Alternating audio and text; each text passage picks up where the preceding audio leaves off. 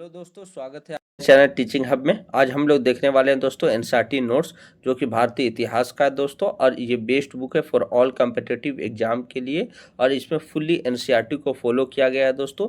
ये कक्षा 6 से लेकर 12 तक के ओल्ड एनसीईआरटी और न्यू एनसीईआरटी दोनों को सम्मिलित करके इस पुस्तक को बनाया गया दोस्तों। अगर इसका पीडीएफ आप लोगों को चाहिए तो डिस्क्रिप्शन में टेलीग्राम का लिंक दिया है दोस्तों, वहां जाकर जुड़ जाएं। इसका पीडीएफ भी और भी बहुत तरीके के बुक का पीडीएफ वहां जाकर आप ले सकते हैं। चलिए दोस्तों, आज का क्लास स्टार्ट करते हैं। आज का अध्याय नंबर 11 है दोस्तों, दक्षिण भारत का इतिहास। इस चैप्टर में दक्षिण भारत के इतिहास के बारे में जानेंगे दोस्तों। और ये चैप्टर किस किस स्रोत से लेकर बनाया गया है दोस्तों, देखते हैं। New NCERT class 7 chapter number 2 मध्यकालीन भारत, नए राजा और उनके राज्य। Old NCERT class 7 chapter number 2 मध्यकालीन भारत, दक्षिण भारत के राज्य, जो कि 800 से लगभग 1200 ईस्वी तक रहे दोस्तों। और old NCERT class 11 chapter number 3 Chola साम्राज्य, जो कि 9वीं से 12वीं सदी तक रहे। और चैप्टर नंबर 18 सुदूर दक्षिण में इतिहास का आरंभ। और चैप्टर नंबर 24 है दोस्तों प्रायद्वीप में नए राज्यों के गठन और ग्राम विस्तार। इन तमाम स्रोतों से लेकर दोस्तों इस चैप्टर को बनाया गया है, जो कि बेहद ही इम्पोर्टेंट है। चलिए दोस्तों देखते हैं, सुदूर दक्षिण में राज्यों का उदय किस रूप में हुआ। सुदूर दक्षिण का क्षेत्र तमिलकम या तमिश्कम कहलाता है, और ईसा पूर्व 4वीं सदी में उत्तर तथा दक्षिण के बीच सांस्कृतिक और आर्थिक संबंध स्थापित हुए थे। यानी सुदूर दक्षिण यानी दक्षिण वाले क्षेत्र का जो भाग है दोस्तों, वो क्या कहलाता था, तो वो जो है तमिलकम या तमिश्कम कहलाता था दोस्तों। और ईसा पूर्व 4वीं सदी के उत्तरार्ध में जो है दोस्तों उत्तर और दक्षिण के बीच जो है भारत के संस्कृति और आर्थिक संबंध स्थापित हुए थे। आरंभिक संगम ग्रंथ के लेखकों को गंगा और सोन नदी ज्ञात थी, और मगध साम्राज्य की राजधानी पाटलिपुत्र की जानकारी संगम साहित्य से मिलती है दोस्तों। तो संगम साहित्य मुख्य रूप से जो है दोस्तों दक्षिण भारत के क्षेत्र से संबंधित है। तो इस संगम साहित्य में जो है पाटलिपुत्र, जो कि वर्तमान में पटना है दोस्तों, वहाँ की जानकारी थी दोस्तों। और जो है उनके लेखकों को जो है संगम ग्रंथ के लेखकों को गंगा नदी और सोन नदी के बारे में भी जानकारी थी। अशोक के अभिलेख में साम्राज्य की सीमा पर बसने वाले चोलों, पांड्यों, केरल पुत्रों और सत्यपुत्रों का उल्लेख है, जिनमें सत्यपुत्रों की पहचान अभी तक स्पष्ट नहीं हो पाई है। मोस्ट इंपॉर्टेंट दोस्तों, पूछा जाता है कि अशोक के अभिलेख में दक्षिण भारत के किस किस वंशों का उल्लेख है दोस्तों, तो चोल का, पांड्य का और केरल पुत्र का दोस्तों, और सत्यपुत्र, ये चारों वंशों का जो है उल्लेख अशोक के अभिलेख में देखने को मिलता है दोस्तों। ये क्वेश्चन पूछा जा चुका है दोस्तों कई एग्जाम में। दक्षिण भारत में जंगलों को काटकर कृषि कार्य को प्रभावी बनाया गया। जनपदों में लोहे के औजारों तथा हथियारों से शक्ति अर्जित की गई। उत्तर दक्षिण संबंधों के स्थापित होने के बाद 3 राज्य चोल, चेर और पांड्य ने सत्ता स्थापित की। यानी दक्षिण भारत के क्षेत्र में जो विस्तृत रूप से राज्य थे दोस्तों, कौन कौन थे, तो चोल, चेर और पांड्य थे दोस्तों। तो दक्षिण भारत का जो जंगली इलाका था दोस्तों, वहां काटकर जो है उसे कृषि के रूप में कार्य किया जा रहा था दोस्तों, और लोहे का आविष्कार हो चुका था वहां दोस्तों। तो जनपदों में औजारों और हथियारों के बनाकर लोहे का जो है काफी मात्रा में शक्ति अर्जित की जा रही थी। आगे देखते हैं दोस्तों, मेगास्थनीज ने पांड्य प्रदेश की चर्चा अपनी रचना इंडिका में की है, और इसके अनुसार यह मोतियों के लिए प्रसिद्ध था। तो इसमें क्वेश्चन पूछा जाता है दोस्तों, पांड्य प्रदेश किसके लिए प्रसिद्ध था दोस्तों, तो मोतियों के लिए प्रसिद्ध था। और ये किस पुस्तक में लिखा गया है दोस्तों, तो इंडिका पुस्तक में लिखा गया है इसके बारे में। और इंडिका पुस्तक के रचनाकार कौन है दोस्तों, तो मेगास्थनीज है। मेगास्थनीज की पुस्तक कौन सी है, तो इंडिका है दोस्तों। आगे देखते हैं, मेगास्थनीज के अनुसार पांड्य राज्य का शासन स्त्री द्वारा संचालित था, जिससे यह लक्षित होता है कि पांड्य समाज में कुछ मात्र तंत्रात्मक प्रभाव भी था। यानी मेगास्थनीज ने अपनी पुस्तक इंडिका में इस बात का उल्लेख किया है दोस्तों कि पांड्य राज्य की जो शासन प्रणाली थी वो स्त्रियों द्वारा संचालित होती थी। तो इससे पता चलता है दोस्तों कि कुछ जो है मात्र तंत्रात्मक प्रभाव भी जो है पांड्य समाज में रहा होगा। दक्षिण के प्रमुख राज्य के बारे में देखते हैं दोस्तों। पहला है दोस्तों पांड्य राज्य। पांड्य राज्य के बारे में देखते हैं। पांड्य राज्य भारतीय उपमहाद्वीप के सुदूर दक्षिण और दक्षिण पूर्व भाग में स्थित है। इसमें जो है तमिलनाडु के आधुनिक तिरुनेलवेली, रामनाथपुरम और मदुरा जिले शामिल है। पांड्य राज्य की राजधानी कहाँ थी दोस्तों? तो मदुरा थी। मोस्ट इंपॉर्टेंट है दोस्तों, पांड्य राज्य की राजधानी मदुरा है, इसे याद रखना है दोस्तों। पांड्य राज्य की राजधानी कहाँ थी? मदुरा थी दोस्तों। चलिए दोस्तों आगे देखते हैं। ईसा के आरंभिक सदियों में तमिल परिषदों में संकलित साहित्य में जो संगम साहित्य नाम से विख्यात है वो पांड्य राजाओं का उल्लेख है, किंतु उनमें कोई क्रमबद्धता नहीं है। यानी ईसा के आरंभिक सदी से जो भी तमिल परिषदों के संकलित साहित्य मिला है दोस्तों, उसमें संगम साहित्य में जो है पांड्य राजाओं का उल्लेख दिया हुआ है, लेकिन वो क्रमानुसार जो है उल्लेख नहीं है। आरंभिक पांड्य शासकों में नेदियान, पलसलाई, मुदुकुदमी तथा नेदुनजेलियन प्रमुख थे और शिल्पादिकारम रचना के नायक कोलवन की मृत्यु नेदुनजेलियन के शासनकाल में मानी जाती है। तो इम्पोर्टेंट है दोस्तों, शिल्पादिकारम के रचनाकार कौन है दोस्तों? तो कोलवन है। कौन है? कोलवन। यानी शिल्पादिकारम के रचनाकार कोलवन है दोस्तों, इसे याद रखना है। नेदुनजेलियन के पश्चात इसी नाम के अन्य शासक की चर्चा मिलती है जो अनेक महत्वपूर्ण सैन्य विजयों का भाग था दोस्तों। संगम साहित्य से ज्ञात होता है कि पांड्य राज्य धनवान और समृद्ध था। पांड्य राजाओं को रोमन साम्राज्य के साथ व्यापार में लाभ होता था और पांड्य राजाओं ने रोमन सम्राट ऑगस्टस के दरबार में जो है अपना राजदूत भी भेजा था दोस्तों। नेक्स्ट वन से देखते हैं दोस्तों चोल राज्य। जो चोल राज्य के बारे में देखते हैं दोस्तों, चोल राज्य मध्यकाल के आरंभ में चोल मंडलम यानी कोरोमंडल कहलाता था। तो चोल राज्य को क्या कहा जाता था दोस्तों? मध्यकाल के आरंभ में चोल मंडलम के नाम से जाना जाता था। यह पेन्नार और वेलार नदियों के बीच में पांड्य राज्य क्षेत्र के पूर्वोत्तर कोन में था, यानी कोने में था दोस्तों। और संगम साहित्य में चोलों के राजनीतिक इतिहास की जानकारी प्राप्त होती है। उनकी राजनीति सत्ता का केंद्र उरेयूर था जो सूती कपड़ों के व्यापार के लिए प्रसिद्ध था। तो चोल राज्य का जो सत्ता का प्रमुख केंद्र राजनीतिक केंद्र था दोस्तों वो कहाँ था? उरेयूर था। और इसे मध्यकाल में किस नाम से जाना जाता था? तो चोल मंडलम के नाम से जाना जाता था। ईसा पूर्व दूसरी सदी के मध्य में एलेरा नामक चोल राजा ने श्रीलंका पर विजय की और लगभग 50 वर्षों तक वहां पर शासन भी किया था दोस्तों। आगे देखते हैं दोस्तों, चोलों को अधिक सुनिश्चित इतिहास ईसा की दूसरी सदी में उनके प्रख्यात राजा करिकाल से प्रारंभ होता है। यानी चोलों के बारे में जो अधिक सुनिश्चित इतिहास मिलती है दोस्तों, वो जो है दूसरी सदी के जो राजा थे दोस्तों करिकाल, राजा करिकाल, उनके बारे में मिलती है। करिकाल ने पुहार नगर की स्थापना की और कावेरी नदी के किनारे 160 किलोमीटर लंबा बांध बनाया। पुहार का निर्माण 12,000 गुलामों से कराया गया था दोस्तों, जो श्रीलंका से बंदी बनाकर लाए गए थे। पुहार की पहचान कावेरी पट्टनम से की गई जो चोलों की राजधानी थी। तो चोलों की राजधानी कहाँ थी दोस्तों? तो कावेरी पट्टनम थी। आगे देखते हैं दोस्तों, चोलों के वैभव का मुख्य स्रोत सूती कपड़ों का व्यापार था। उसके कुशल नौसेना भी थी। यानी चोलों के पास जो व्यापारी गतिविधि थी दोस्तों वो मुख्य रूप से सूती कपड़ों से संबंधित थी दोस्तों, और उसके पास कुशल नौसेना भी थी चोलों के पास। करिकाल को उनके अभियानों से जोड़ा जाता है। पट्टुपाट की एक कविता में उसके युद्ध और स्वयं को राजा घोषित करने की गाथा कही गई है। करिकाल ने बेन्नी की लड़ाई में पांड्यचेर तथा अन्य शासकों के एक गठबंधन को पराजित किया। इस युद्ध में शासकों की विजय पताका को करिकाल ने धूल धूसरित किया और चेर शासक ने इस युद्ध में पराजित होने के उपरांत आत्महत्या कर ली।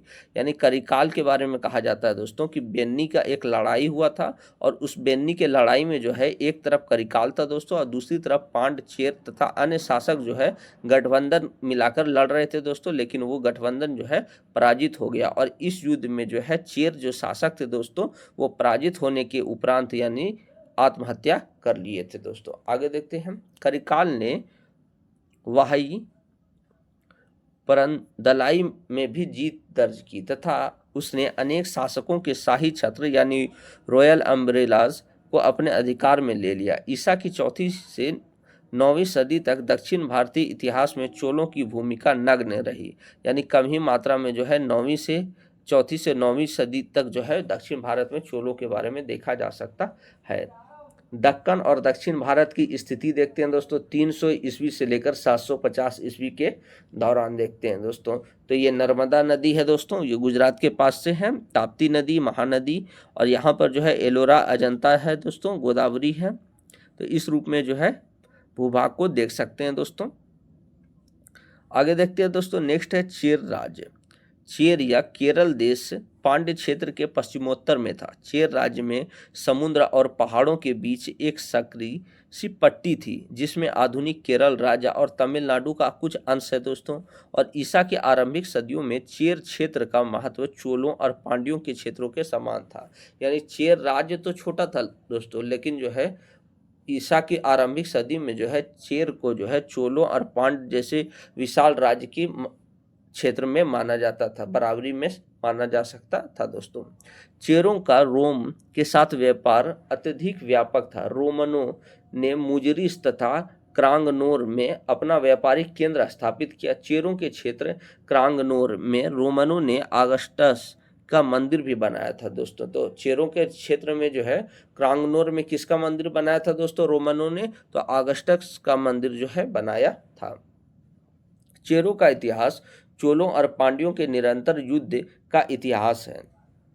यद्यपि चेरों ने चोल नरेश करिकाल के पिता का वध कर दिया, लेकिन चेर नरेश को अपनी जान गंवानी पड़ गई थी दोस्तों। कालांतर में चेर राजा ने चोलों के विरुद्ध पांड्य शासकों से गठजोड़ कर लिया, यानी मिल लिया दोस्तों, लेकिन चोलों ने दोनों को पराजित कर दिया। यानी चेर राजा जो है वो चोलों के विरुद्ध पांड्य शासकों से, यानी चेर राजा और पांड्य शासक दोनों मिलकर गठजोड़ बना लिए दोस्तों, और चोलों से लड़ने के लिए आए, लेकिन चोलों ने जो है उन्हें पराजित कर दिया। उदयेजीराल, नेदुजेराल अदन और सेनगुटवन, इलैंगजेराल, किरमपुराई प्रमुख चेर शासक थे। ये चेर शासकों का नाम है दोस्तों। उदयजीराल को आरंभिक चेर शासक माना जाता है दोस्तों। आगे देखते हैं दोस्तों, उदयजीराल के पुत्र नेदुजीराल अदन ने 7 शासकों के समूह को हराकर अधिराज की उपाधि ग्रहण की थी दोस्तों। इसने मालाबार तट के अनेक शासकों को पराजित किया। उसने अनेक यवनों को भी कैद कर लिया था दोस्तों, किंतु बाद में जो है उसे छोड़ दिया। नेदुजेराल अदन ने चोल शासक के विरुद्ध युद्ध किया, जिसमें दोनों शासक युद्ध के मैदान में ही मारे गए थे। नेदुजेराल अदन की मृत्यु के बाद उसका पुत्र सेनगुटवन चेर शासक बना और सेनगुटवन ने कन्नगी की पूजा आरंभ की। मोस्ट इंपॉर्टेंट है दोस्तों, पूछा जाता है कि दक्षिण भारत में कन्नगी की पूजा आरंभ करने वाला कौन था दोस्तों? तो सेनगुटवन जो था वो कन्नगी की पूजा आरंभ करने वाला था दोस्तों। आगे देखते हैं दोस्तों, चेर कवियों के अनुसार उनका सबसे महत्वपूर्ण चेर शासक सेनगुटवन था, जिसे लाल या भला चेर भी कहा जाता है। सेनगुटवन ने उत्तरी दिशा में उत्तर भारत में अभियान किया और गंगा को पार किया था दोस्तों। ईसा की दूसरी सदी के पश्चात चेर शक्ति का ह्रास हो गया, यानी खत्म होने लगा दोस्तों, और उसके बाद ईसा की 8वीं सदी तक उनके इतिहास के विषय में कुछ भी ज्ञात नहीं है। यानी चेर शासकों की शक्ति जो है ईसा की दूसरी सदी के पश्चात ही खत्म होना चालू हो गया था दोस्तों। आगे देखते हैं दोस्तों, 3 संगमकालीन साम्राज्य है दोस्तों, पांड्य, चोल और चेर। तो जो है दोस्तों इसकी राजधानी कहाँ थी? राजकीय चिन्ह क्या था दोस्तों, और इसका प्रमुख बंदरगाह क्या था देखते हैं। तो पांड्य की राजधानी मदुरै थी। पांड्य की राजधानी कहाँ थी? मदुरै। और चोल की राजधानी उदयपुर और पुहार थी दोस्तों। और चेर की राजधानी जो थी दोस्तों वो वंजी थी। और इसका राजकीय चिन्ह देखते हैं दोस्तों, तो पांड्य की राजकीय चिन्ह मछली, चोल का बाघ है दोस्तों, और चेर का तीर है। चेर का तीर है दोस्तों। प्रमुख बंदरगाह में कौन कौन है? तो कोरकई है, पुहार है, और तोंडी मुसरी जो है ये चेर क्षेत्र का प्रमुख बंदरगाह है दोस्तों।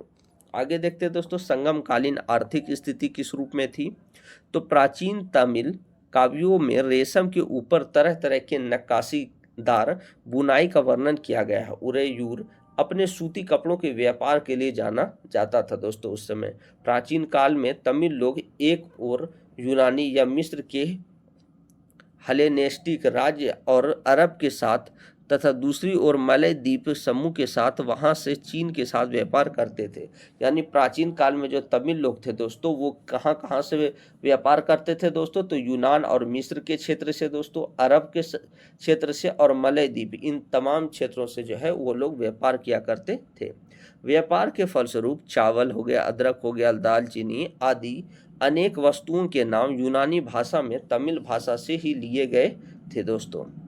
संगम काल में सौदागरों की सुरक्षा के लिए तथा तस्करी रोकने के लिए सड़कों पर सैनिक लगातार चौकसी करते थे और राज्य की आय का मुख्य स्रोत जो उस समय क्या था दोस्तों, खेती ही था दोस्तों। खेती की उपज का कितना हिस्सा राजा का पावना होता है और कितना वसूला जाता है, इसकी स्पष्ट जानकारी नहीं मिलती है दोस्तों। किसानों से वसूले गए करों से राज्य अपनी सेना रखता था और इस सेना में बैल, जूते, रथ, हाथी, घुड़सवार और पैदल सिपाही भी रहते थे। युद्ध में हाथी महत्वपूर्ण भूमिका निभाते थे। घोड़े समुद्र के रास्ते पांड्य राज्य में बाहर से मंगाए जाते थे दोस्तों। सामंत और राजकुमार या सेनापति हाथी पर चढ़ते थे और सेनानी यानी कमांडर जो है रथ पर रहते थे। पैदल सिपाही और घुड़सवार पांव की रक्षा के लिए चमड़े के पन्ही यानी जूते का यूज किया करते थे दोस्तों। आगे देखते हैं संगम कालीन सामाजिक स्थिति किस रूप में थी। तमिल भूमि में ब्राह्मणों का दर्शन सबसे पहले संगम युग में होता है। संगम साहित्य में वर्णित है कि आदर्श राजा वह है जो ब्राह्मणों को नहीं सताए, यानी जो ब्राह्मणों को नहीं सताता है वही आदर्श राजा माना गया है दोस्तों। किसके अनुसार, तो संगम साहित्य के अनुसार। आगे देखते हैं दोस्तों, राजा करिकाल ने एक कवि को 16 लाख स्वर्ण मुद्राओं से पुरस्कृत किया था और यह अतिशयोक्ति लगती है दोस्तों। स्वर्ण के अतिरिक्त कवियों और भाटों को नगद, भूमि, रथ, घोड़े और हाथी भी दिए जाते थे। तमिल ब्राह्मण मदिरा पीते, मांस का सेवन करते थे। क्षत्रिय और वैश्य संगम साहित्य में नियमित वर्ण के रूप में भी दिखाई देते हैं। सेना अध्यक्षों की औपचारिक अनुष्ठान के साथ एनआरडी की उपाधि दी जाती है दोस्तों। चोल और पांड्य दोनों राज्यों में वो सैनिक और सैनिक दोनों प्रकार के अधिकारियों के पद वल्लाल या धनी किसान रखे जाते थे दोस्तों।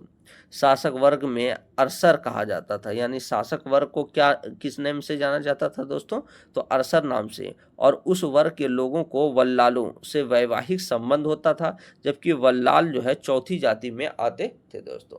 खेत मजदूर का कार्य सबसे निचले वर्ग के लोग यानी कैडेशियर करते थे, जिनकी स्थिति गुलामों जैसी थी दोस्तों।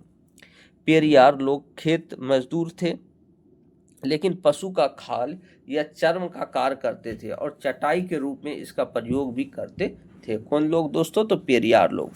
धनी लोग सुर्खी और ईंट के मकानों में रहते थे। गरीब लोग झुग्गियों और झोपड़ियों में रहा करते थे दोस्तों। तमिल क्षेत्र के वेदानुयायी ब्राह्मण शास्त्रार्थ करते थे, परंतु पहाड़ी प्रदेशों के लोगों के मुख्य स्थानीय देवता मुरुगन थे। यानी देवता उस समय कौन थे दोस्तों, मुरुगन। मुरुगन आरंभिक मध्यकाल में सबरानियम या सुब्रह्मण्यम कहलाने लगे थे। तमिल भाषा एवं संगम साहित्य के बारे में देखते हैं दोस्तों। तो संगम तमिल कवियों का एक संघ या सम्मेलन था। संगम क्या था, तो तमिल कवियों का संघ या सम्मेलन था, जो संभवतः किसी सामंत या राजा के आश्रय में आयोजित होता था। ईसा की 8वीं सदी में लिखी गई संगम की तमिल टीकाओं में कहा गया है कि 3 संगम लगभग 9,990 वर्ष तक चला। उनमें 8,598 कवि जुटे और 197 पांड्य राजा उनके संयोजक थे दोस्तों। मदुरै में संगम सम्मेलन राजश्रय में आयोजित होते थे दोस्तों, और इन सम्मेलनों में रचित संगम साहित्य जो उपलब्ध है उसे लगभग 300 ईस्वी और 600 ईस्वी के मध्य संकलित किया गया था। संगम को सामान्यतः 2 समूहों में बांटा जा सकता है। पहला है दोस्तों आख्यानात्मक और दूसरा है उपदेशात्मक। ये दोनों के रूप में जो है समूह में बांटा गया है। आख्यानात्मक ग्रंथ मेलकनकु अर्थात 18 मुख्य ग्रंथ कहलाते हैं। इनमें 18 मुख्य ग्रंथ है दोस्तों, 8 पद्य संकलन और 10 ग्राम्य गीत है। उपदेशात्मक ग्रंथ कीलकनक्कु अर्थात 18 लघु ग्रंथ भी कहलाते हैं दोस्तों। आख्यानात्मक ग्रंथों की वीर गाथा काव्य कहते हैं, जिनमें वीर पुरुषों की कीर्ति की गाई गई है।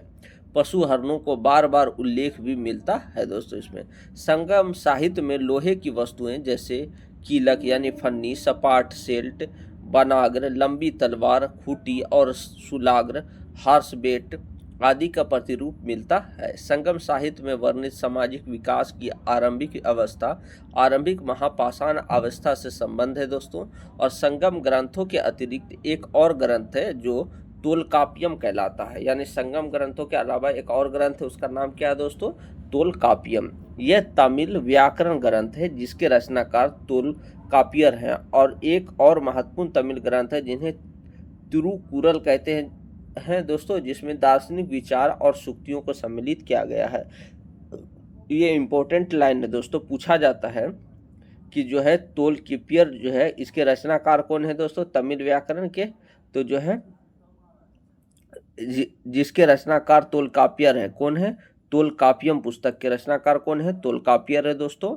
और तमिल ग्रंथ जो है तिरुकुलर, जिसमें दार्शनिक विचार और सूक्तियों को सम्मिलित किया गया है दोस्तों।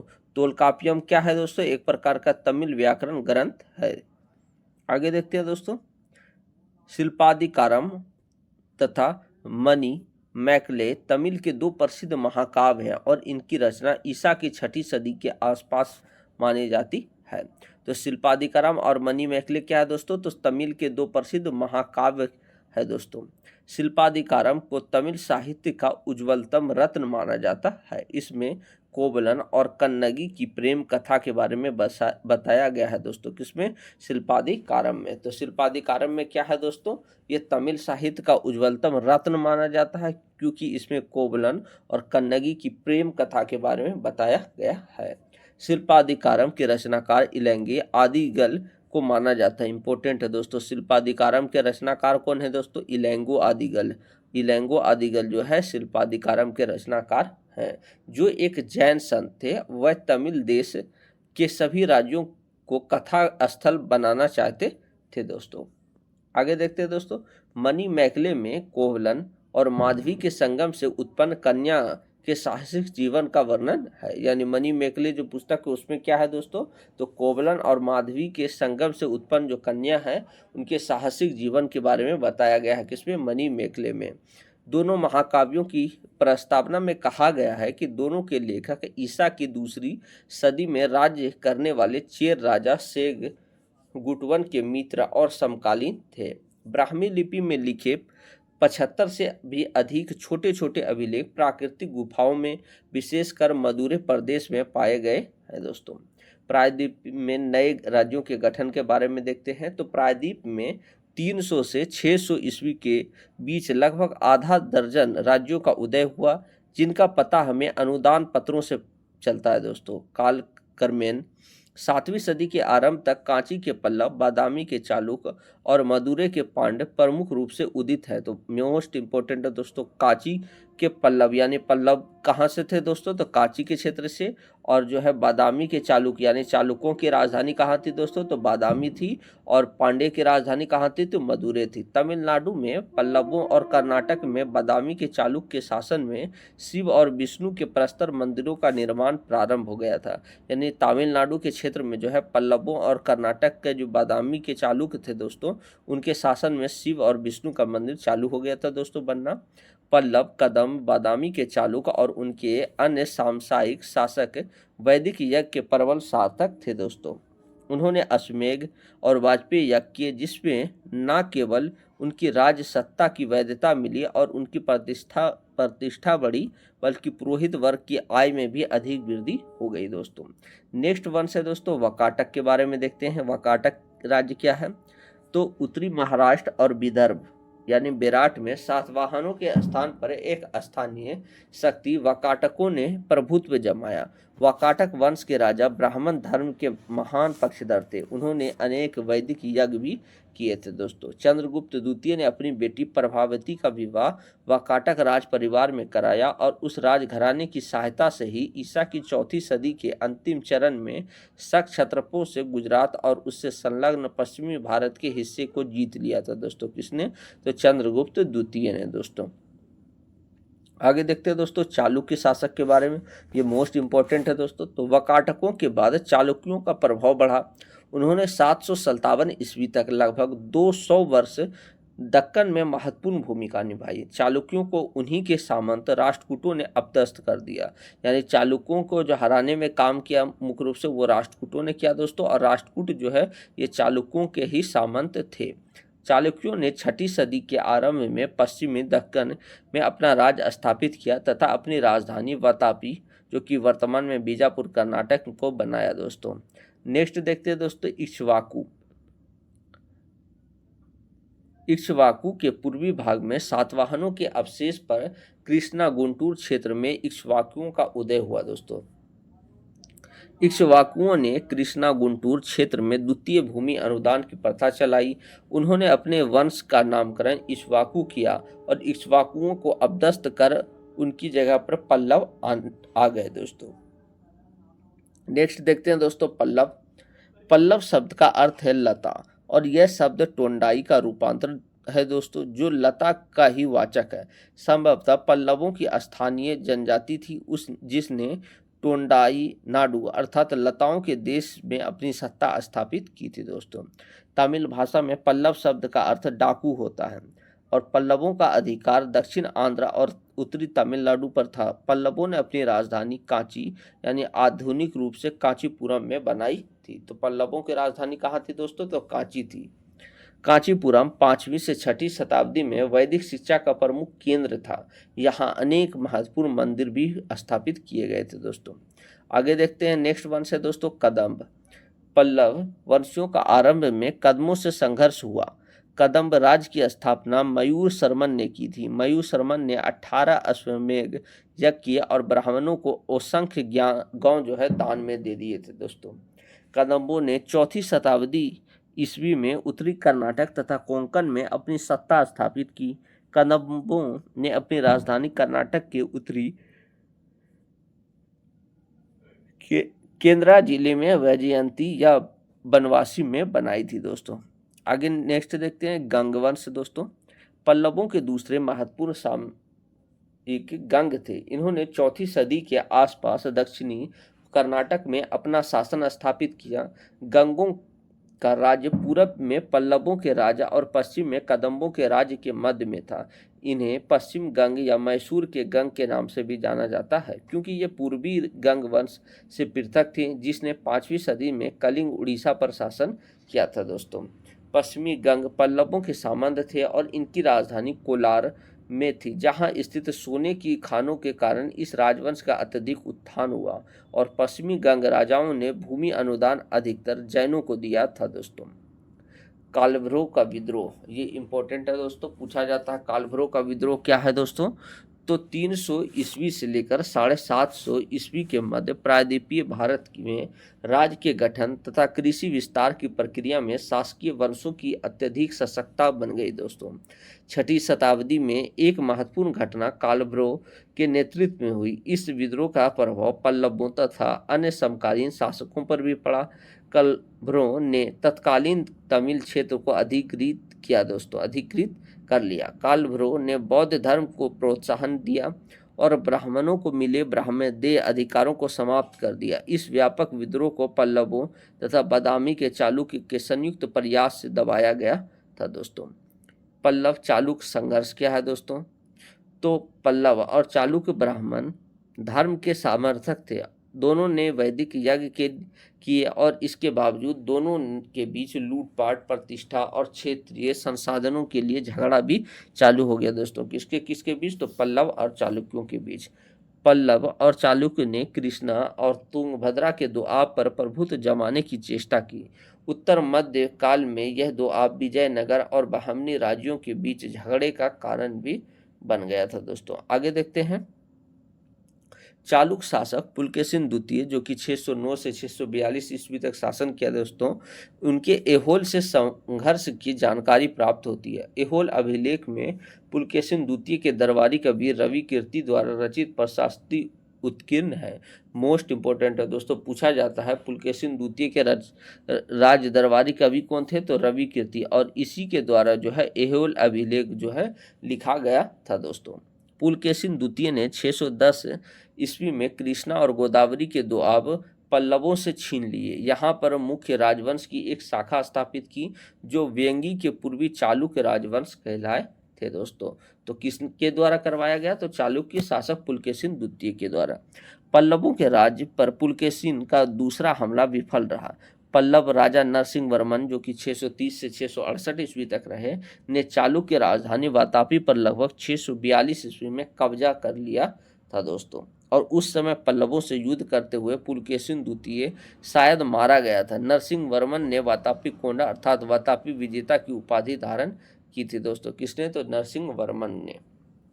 चालुक्य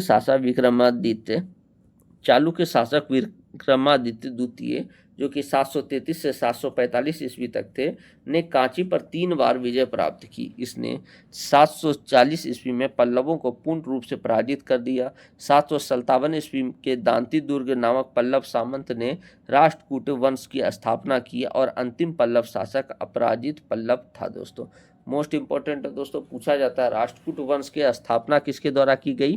तो दंती दुर्ग के द्वारा की गई थी दोस्तों। ये भी क्वेश्चन पूछा गया है दोस्तों एग्जाम में। राष्ट्रकूट वंश के संस्थापक कौन है दोस्तों? तो दंती दुर्ग है। दक्षिण भारत के मंदिर के बारे में देखते हैं दोस्तों। तो पल्लव शासक नरसिंह वर्मन ने महाबलीपुरम, मद्रास से लगभग 65 किलोमीटर दूरी में है, रथ के रूप में 7 मंदिरों का निर्माण करवाया था। महाबलीपुरम या मामल्यपुरम की स्थापना नरसिंह वर्मन ने ही की थी।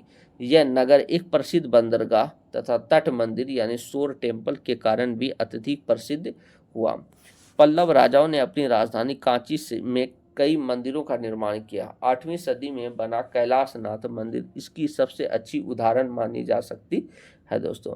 बादामी के चालुक्य शासकों ने भी 610 ईस्वी और उसके बाद ऐहोल में अनेक मंदिर बनवाए। ऐहोल में मंदिरों की संख्या लगभग 70 थी दोस्तों।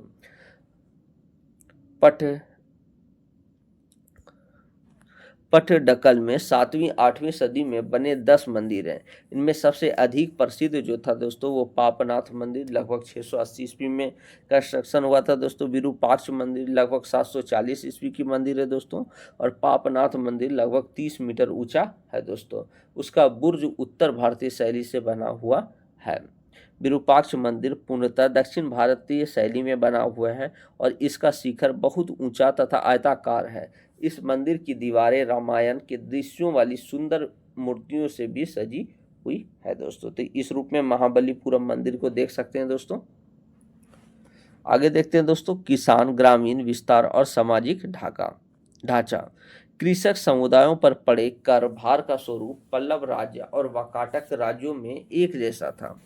उपज के एक हिस्से के रूप में लिए जाने वाले भूमि कर के अतिरिक्त राजा अन्न और स्वर्ण के रूप में नजराना भी ले सकता था दोस्तों। गुड़, मदिरा जैसी वस्तु निकालने के लिए ताड़ आदि पेड़ों से रस निकलवा सकता था। राजा को विशिष्ट अर्थात बेगार यानी निःशुल्क कार लेने का अधिकार भी था दोस्तों। किसे? तो राजा को। जनजातीय क्षेत्रों में ब्राह्मणों को भूमि दान दी गई दोस्तों। जनजातीय किसान ने पशुपालन की उपयोगिता और खेती के उन्नत तरीके उन ब्राह्मणों से सीखे दोस्तों।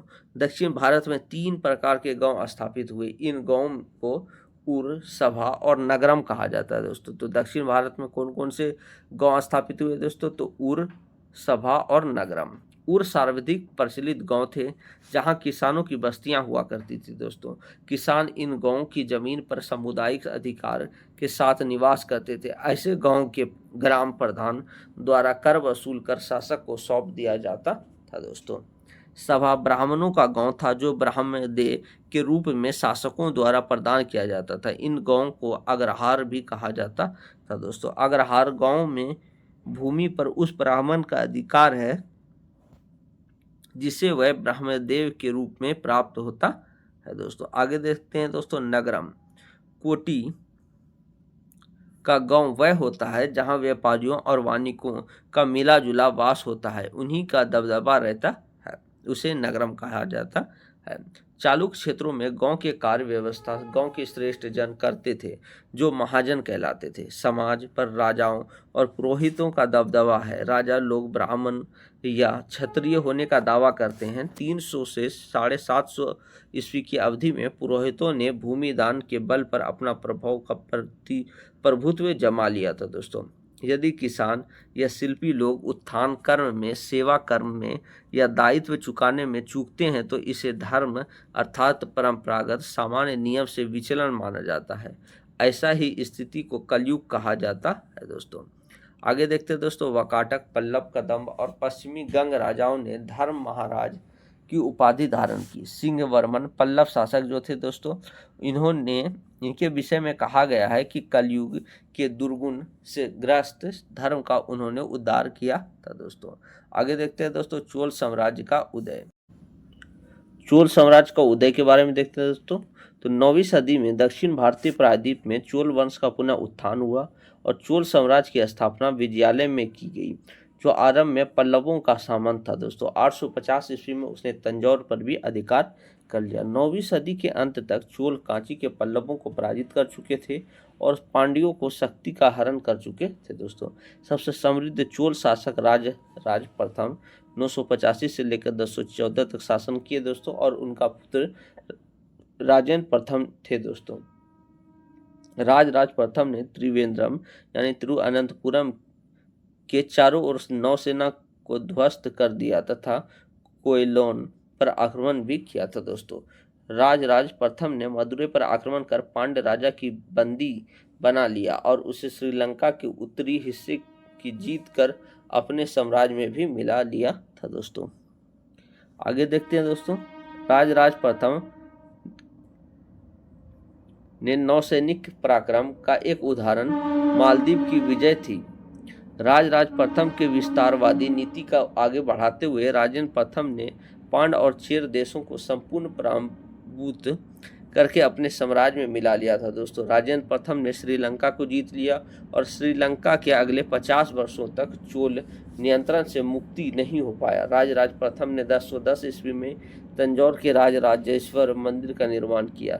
तो मोस्ट इम्पोर्टेंट दोस्तों पूछा जाता है, तंजौर के राजेश्वर मंदिर का निर्माण किसके द्वारा कराया गया? तो राज प्रथम के द्वारा 1010 में कराया गया।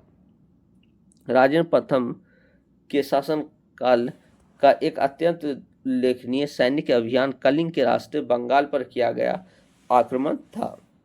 चोल सेना ने गंगा को पार करके 2 स्थानीय राजाओं को पराजित किया। 1022 ईस्वी में एक चोल सेनापति विक्रम चोल के नेतृत्व में किए गए इस अभियान में उसी मार्ग का अनुसरण किया गया था जिससे होकर महान विजेता समुद्रगुप्त ने दक्षिण भारत पर आक्रमण किया था दोस्तों। इस विजय की स्मृति में राजेंद्र ने गंगई कोंड चोल यानी अर्थात गंगा का चोल विजेता का विरुद्ध धारण किया है दोस्तों।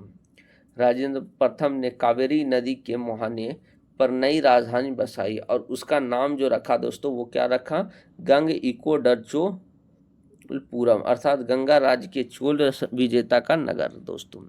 आगे देखते हैं दोस्तों, समकालीन विदेशी शासक कौन कौन से थे?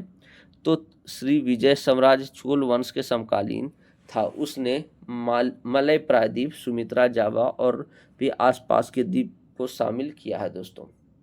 श्री विजय साम्राज्य पर शैलेंद्र राजवंश का शासन था। शैलेंद्र शासक बौद्ध धर्म के मानने वाले थे और चोलों के साथ उनके संबंध मधुर थे। शैलेंद्र शासक ने नागपट्टनम में एक बौद्ध विहार भी बनवाया था और उसने अनुरोध पर राजेंद्र ने बिहार का खर्च चलाने के लिए एक गांव दान में दे दिया था दोस्तों। आगे देखते हैं दोस्तों, चोल राज्य का 70 व्यापारियों वाला एक दूत मंडल 1077 ईस्वी में चीन में पहुंचा और एक चीनी विवरण के अनुसार उसे नजराने के रूप में भेजे गए थे दोस्तों। कांच के बर्तन हो गए, कपूर हो गए, कमखाब हो गए, गेंडे के सींग, हाथी के दांत आदि के बदले में तांबे के सिक्के की 81,800 मालाएं प्राप्त है दोस्तों।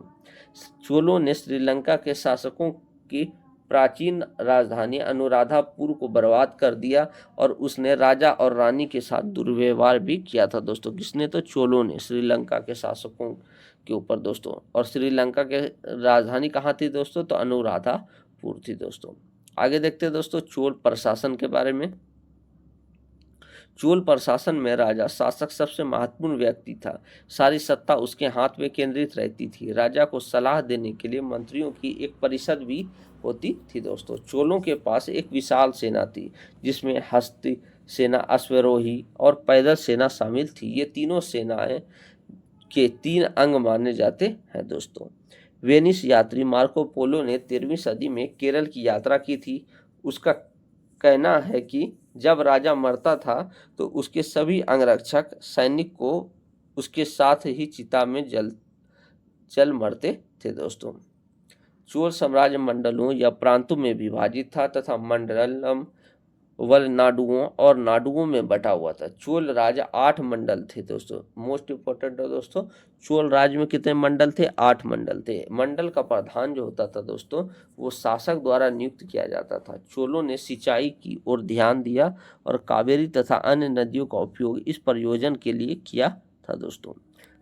आगे देखते हैं दोस्तों, चोल कालीन अभियान में 2 सभाओं का उल्लेख मिलता है। इनमें से एक है उर और दूसरी भाषा है दोस्तों महासभा। उर गांव की आम सभा थी लेकिन महासभा के कार्यकलापों के संबंध में अधिक जानकारी मिलती है दोस्तों।